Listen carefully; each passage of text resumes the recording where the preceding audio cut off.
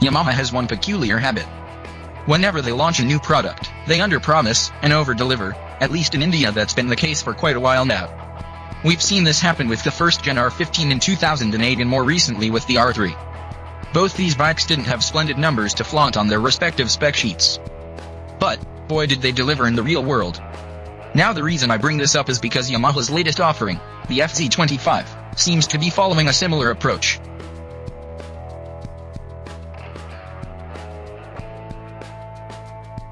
When Yamaha launched the FZ25 roughly a month ago, it left many, including me, a bit underwhelmed with its specifications. But, before forming a premature opinion of the bike, I thought it best to wait to ride the motorcycle first. Fortunately, I got to ride Yamaha's brand new Street Naked in sunny Goa. And I think I've come back with some relevant findings.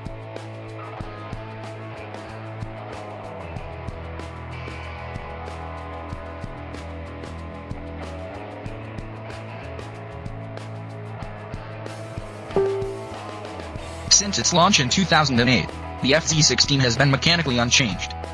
Yes, it did get multiple facelifts, including the introduction of a fuel-injected version, but, in terms of performance, Yamaha didn't really push the game forward with the FZ series of bikes as we had hoped.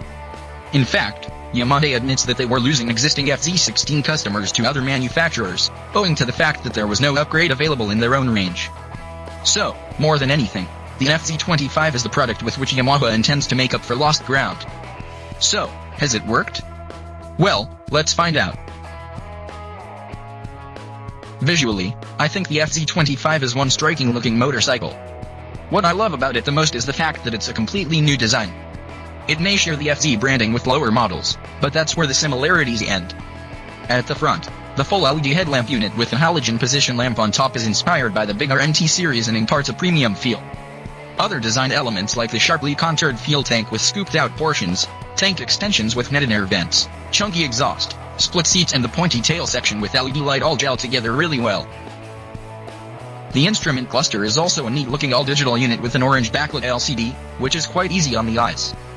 Also, apart from the regular speedo, tacho, and fuel gauge, it has 2 trip meters, a fuel economy indicator and a clock.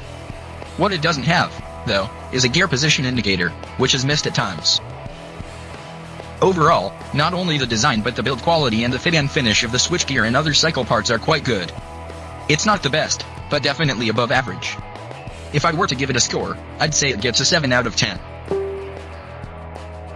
By now, you must have figured that the 25 in FZ25 signifies that it gets a bigger and more powerful 249 cubic centimeters motor. Again, as mentioned earlier, it hasn't got class-leading specs. The engine is an air-cooled unit with a 2-valve arrangement, albeit you do get an oil cooler. Fuel is fed through a 10-hole injector. The engine produces 20.6 bhp at 8,000 rpm and 20 nanometers of torque at 6,000 rpm.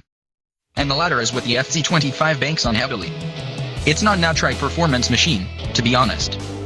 The engine doesn't really have the get-up-and-go attitude of some of its rivals. Torque delivery is smooth and linear, which means that, while the speed builds briskly on the speedo, you don't really sense it. Between 3,000 and 7,000 rpm, the engine feels the strongest. But beyond that it's a little strained, it gets noticeably louder and you can feel the vibration seeping in from the pegs and handlebar.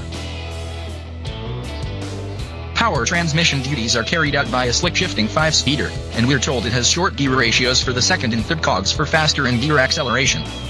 This is quite evident when you pick up the pace from low speeds, like, after a speed breaker or while overtaking, at which point it's quite effortless.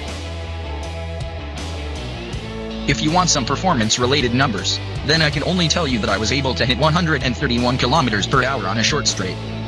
However, the engine feels out of its comfort zone at speeds over 120 km per hour. To enjoy this powertrain, you just have to keep the tacho needle hovering between 3,000 and 7,000 rpm, that's where the meat of the torque lies. And that sums up the point as well, the FZ25 is meant primarily for city riding and occasional tours. If you want a screamer, look elsewhere, Austria, perhaps. Given its purpose, the FZ25 doesn't disappoint one bit in the ride and handling department. Compared to the smaller FZ versions, the FZ25 gets a lighter double cradle-down tube frame. The foot pegs have been moved a little further back, giving the rider a slightly aggressive riding position. That being said, It's a genuinely comfortable motorcycle, and one that has a spacious and supportive seat.